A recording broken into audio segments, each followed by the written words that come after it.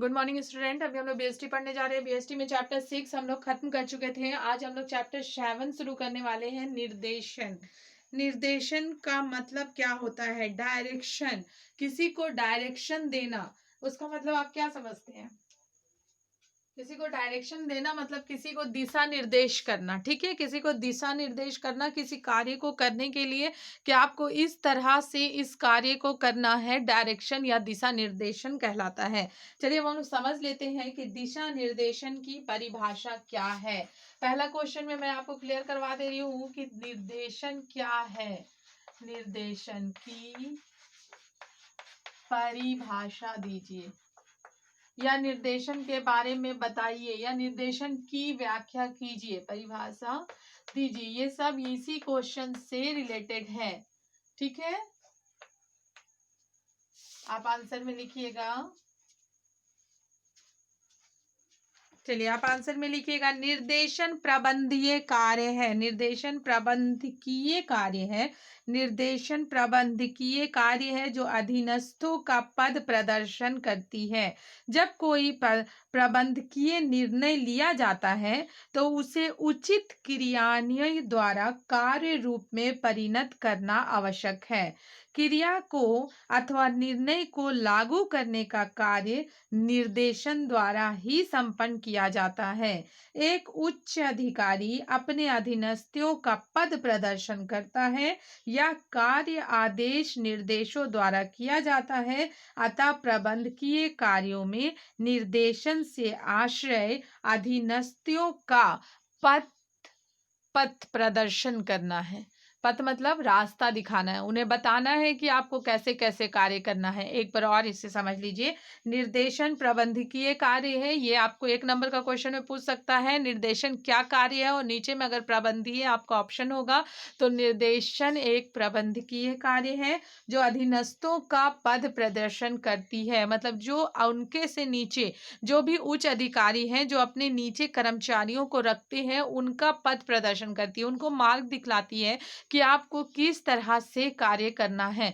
मान लीजिए हम एक्वागार्ड का एक एग्जांपल लेके आपको समझा देते हैं। मान लीजिए एक्वागार्ड की कंपनी है मेरी, मैंने अपने नीचे, मैं मैनेजर हूं और मैंने अपने नीचे कुछ लोगों को रखा है एक्वागार्ड बेचने के लिए। ठीक है, तो अब मुझे उन लोगों को सही दिशा निर्देशन करना होगा कि आपको किस तरह से घर घर जाके नॉक करना है, किस तरह से उस चीज को समझाना है और उसकी ट्रेनिंग देनी होगी ताकि वो लोग उस चीज को बेच सके।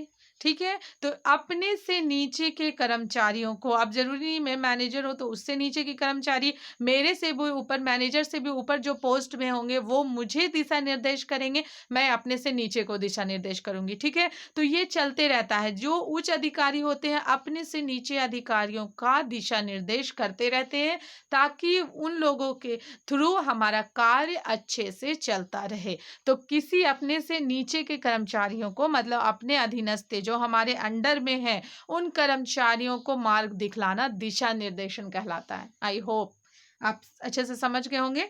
चलिए दूसरा हम लोग देख लेते हैं, निर्देशन के लक्ष्यों को बताइए। अब आपको देखना है निर्देशन के लक्ष्य क्या क्या है।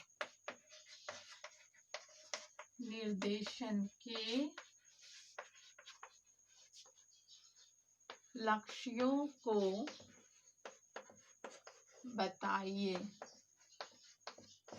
निर्देशन के लक्ष्यों को बताइए। अब हमको बताना है कि निर्देशन के क्या क्या लक्ष्य है, इसको हम पॉइंट वाइज लिखेंगे। तो आप लिखिए, निर्देशन के प्रमुख लक्षण या प्रमुख लक्षण निम्नलिखित है। लक्षण, सॉरी लक्ष्य नहीं, लक्षण, लक्षण।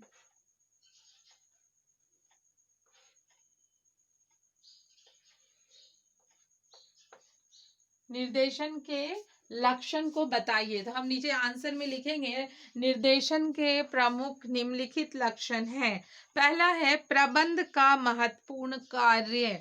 निर्देशन प्रबंध के अंतर्गत ही आता है और ये प्रबंध का बहुत ही महत्वपूर्ण कार्य है। पहला पहला लिखेंगे प्रबंध का महत्वपूर्ण कार्य और डैश देंगे, डैश देके लिखेंगे निर्देशन प्रबंध का महत्वपूर्ण कार्य है। नियोजन, संगठन, नियुक्तियां और निर्णय तो कार्य की पृष्ठभूमि तैयार करती है, किंतु निर्देशन कर्मचारियों से कार्य कराता है और संगठन में प्रयत्नों का शुभारंभ करता है।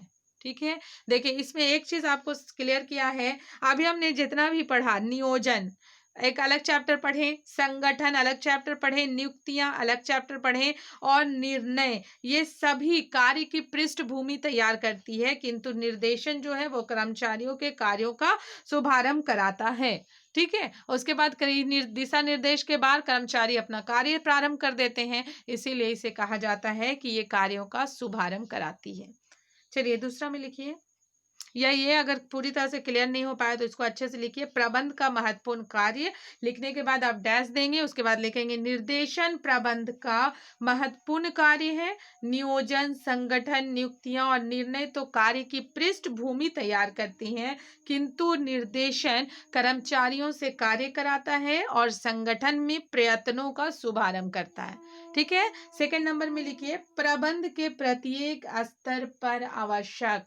ये जो निर्देशन है ये प्रबंध के प्रत्येक स्तर पे जरूरी है, तो आप लिखिए प्रबंध के प्रत्येक स्तर पर आवश्यक देकर डैश करेंगे और लिखेंगे उपक्रम का आकार चाहे छोटा हो अथवा बड़ा, प्रबंध वरिष्ठ हो अथवा घनिष्ठ, निर्देशन की आवश्यकता प्रबंध के प्रत्येक स्तर पर पड़ती है। ठीक है, उपक्रम का आकार चाहे छोटा हो या बड़ा हो, प्रबंध वरिष्ठ हो अथवा घनिष्ठ हो, निर्देशन की आवश्यकता प्रबंध के प्रत्येक स्तर पे पड़ती है। तीसरा देख लीजिए, यह सततता परिक्रिया है। सततता का मतलब मैंने आपको पहले भी समझा दिया था, सततता मतलब चालू रहने वाली परिक्रिया जो चलती रहती है। ठीक है, तो यहाँ पे बोल रहा है यह सततता परिक्रिया है। निर्देशन एक सततता परिक्रिया है जो संगठन के संपूर्ण जीवन तक चलती रहती है। प्रबंध को अपने अधीनस्थों को निरंतर आदेश और निर्देश, मार्गदर्शन, परामर्श, पर्यवेक्षक तथा अभिवेशन प्रदान करना पड़ता है। ठीक है, निर्देशन एक सततता परिक्रिया है जो संगठन के संपूर्ण जीवन तक चलती रहती है। प्रबंधक को अपने अधीनस्थ को निरंतर आदेश, निर्देश, मार्गदर्शन, परामर्श, कार्यवेक्षण तथा अभिप्रेषण प्रदान करना पड़ता है। 4 नंबर में लिख लीजिए मानवीय निष्पादन से संबंधित। निर्देशन एक मानवीय निष्पादन, एक मानवीय कार्य है जो मानवीय घटक से संबंधित है। ठीक है, आपको दे सकता है निर्देशन कैसा कार्य है, निर्देशन क्या कार्य है, तो आप देख सकते हैं निर्देशन एक मानवीय कार्य है जो मानवीय घटक से संबंधित है। ठीक है, नेक्स्ट है निर्देशन का प्रवाह। निर्देशन का प्रवाह ऊपर से नीचे की ओर चलता रहता है। यह उच्च स्तरीय प्रबंध से प्रारंभ होकर निम्न स्तरीय प्रबंध पर समाप्त हो जाता है। ठीक है, निर्देशन का प्रवाह ऊपर से नीचे की ओर चलता रहता है। यह उच्च स्तरीय प्रबंध से प्रारंभ होकर निम्न स्तरीय प्रबंध पर समाप्त हो जाता है।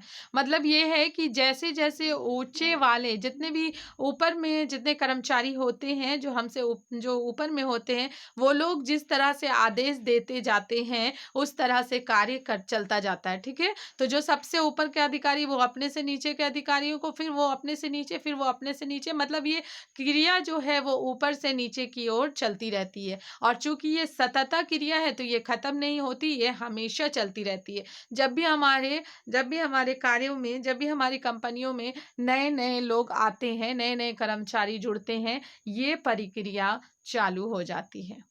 ठीक है, यहाँ तक आप लोग समझ गए। उसके बाद हम लोग देखते हैं निर्देशन के महत्व का वर्णन करें। अब हम लोग लक्षण समझ लिए, तो अब हमें ये भी पता चलना चाहिए कि निर्देशन का महत्व क्या है। निर्देशन का महत्व, निर्देशन की महत्व का वर्णन करें।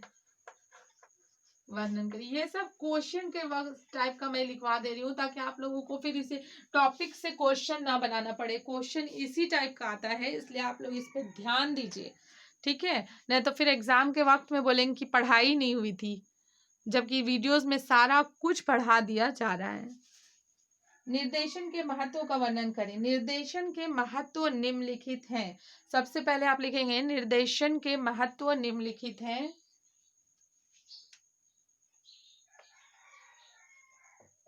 निर्देशन के महत्व निम्नलिखित है। सबसे पहला है क्रियाओं का प्रारंभ। क्रियाओं का प्रारंभ, किसी भी क्रिया को प्रारंभ करने के लिए निर्देशन की आवश्यकता पड़ती है। सभी प्रकार के उपक्रमों में क्रियाओं का प्रारंभ निर्देशन से होता है। यह निर्देशन ही है जो कर्मचारियों को प्रारंभ में यह बतलाता है कि उन्हें कौन सा कार्य कब और कैसे करना है। ठीक है। क्योंकि जब भी कोई कर्मचारी हमारे कंपनी में या हमारे फर्म में नियुक्त होकर आता है, तो उसे ये पता नहीं होता है कि हमें कहाँ से शुरू करना है, क्या कार्य है और उसे किस तरह से शुरू करना है जिससे हम अच्छे से कार्य कर सकें। तो ये जो निर्देशन है, जो दिशा निर्देश है, वो हमें बतलाता है कि हमें किस कार्य को कहाँ से शुरू करना है और कैसे शुरू करना है। तो ये किसी कार्य को शुरू करने के लिए सबसे ज्यादा आवश्यक है। तो सभी प्रकार के उपक्रमों में क्रियाओं का प्रारंभ निर्देशन से होता है। यह निर्देशन ही है जो कर्मचारियों को प्रारंभ में यह बतलाता है कि उन्हें कौन सा कार्य कहाँ, कब और कैसे करना है। चलिए सेकंड नंबर देख लेते हैं। प्रबंध के सभी स्तरों पर आवश्यक। आपको पता होगा कि प्रबंध के 3 स्तर है। मैंने पहले भी आपको बता दिया है कि प्रबंध के 3 स्तर है। आपको ये ऑब्जेक्टिव क्वेश्चंस में आ सकता है। पहला स्तर मैंने बताया था उच्च स्तर, मध्यम स्तर और निम्न स्तर। तो यहाँ पे बोल रहा प्रबंध के सभी स्तरों पर यह आवश्यक है, या उच्च हो या निम्न हो या मध्य हो। ठीक है। तो हम लिखेंगे प्रबंध के तीनों स्तरों अथवा उच्च, मध्यम तथा निम्न पर निर्देशन की आवश्यकता पड़ती है। तीनों स्तरों पर ही निर्देशन की आवश्यकता पड़ती है। चलिए नेक्स्ट लिखिए 3 नंबर। समन्वय का संचार। समन्वय प्रबंध का सार है। यह निर्देशन ही है जो व्यक्तियों को प्रयासों में समन्वय स्थापित करता है। क्योंकि निर्देशन द्वारा ये बताया जाता है कि आपको कौन सा कार्य कितने समय में पूरा करना है और किस तरह से करने में यह आसानी होगी। उसके आगे देख लेते हैं। 4 नंबर है अभिप्रेरण का साधन। निष्पादन का संबंध मानव घटक को अभिप्रेरित करने से है, जो कि एक अत्यंत नाजुक कार्य है। व्यवसायिक क्रियाओं द्वारा श्रेष्ठ परिणामों की प्राप्ति के लिए आवश्यक है कि कर्मचारियों से उनकी पूरी क्षमता से कार्य लेने के लिए उन्हें मौद्रिक तथा अमौद्रिक सभी प्रकार की प्रेरणाएं तथा समय प्रदान की जाए। ठीक है, ये खत्म हो गया। इसके आगे हम लोग कल पढ़ेंगे। Okay, thank you.